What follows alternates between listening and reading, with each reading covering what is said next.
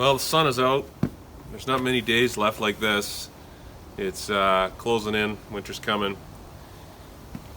Gonna get started on removing all the bits and pieces to pull my engine, and then I'm gonna have to go and borrow a we call it cherry picker or a hoist, engine lift, hydraulic lift.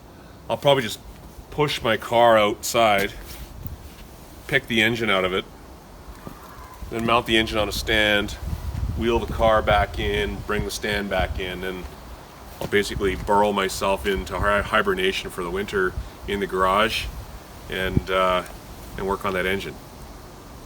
So I'll walk you through, I guess, that process. We'll go through it and I'll upload updates throughout the project as they go. And hopefully we have a nice, successfully running engine in the spring or sooner. I know there's going to be parts delays, there always is. And next year we'll have learned a bunch. We'll have maybe a good, clean, dry, no leaks, no oil burning engine. We'll see. All right, here we go.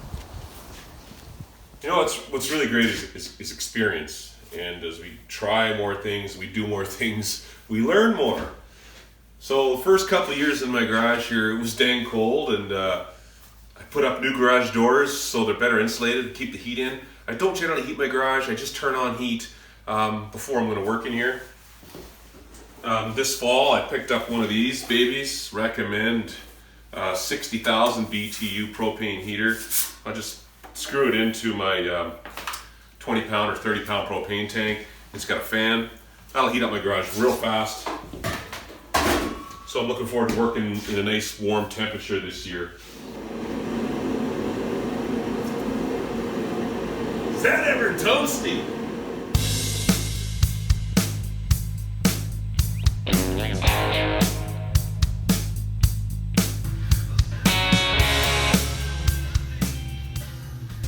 Now would be a really good time to drop my generator off and have a shop test it and go through it.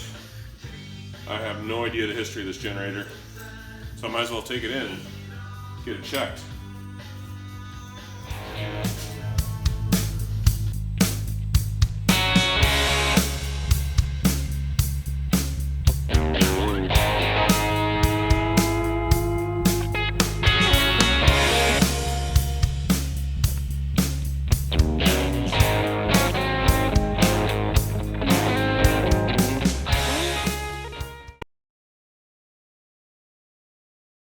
We've been, who's we?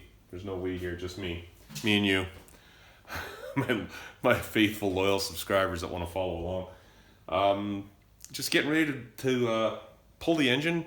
Been pulling off everything that's bolted to the engine. Easy stuff from the top so far. Spent about an hour in the shop tonight. Got the rad out, the generator, bunch of the wiring and hoses are out of the way. Get things ready. The hood, of course, the sides of the engine enclosure. I'm kind of hoping that I don't have to take the nose cone off here. We shall see. Maybe if someone's removed an engine out of 1938, you can tell me, did you have to take the nose cone off?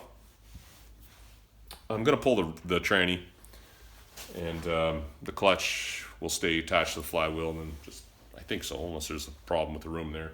It's easy to take the clutch off the flywheel and just lift it right up. Hopefully that's the plan.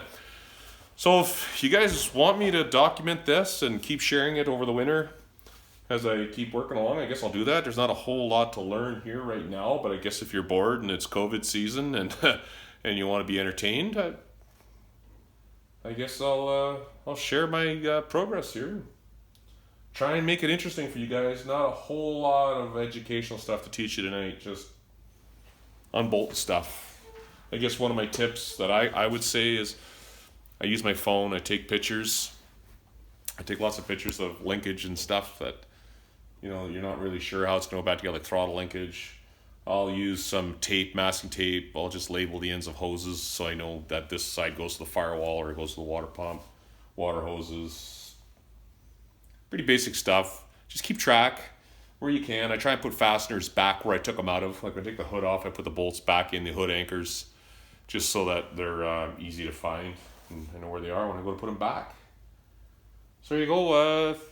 If you like the video, please subscribe and just follow along all winter. I'll keep you guys entertained as best as I can. Thanks.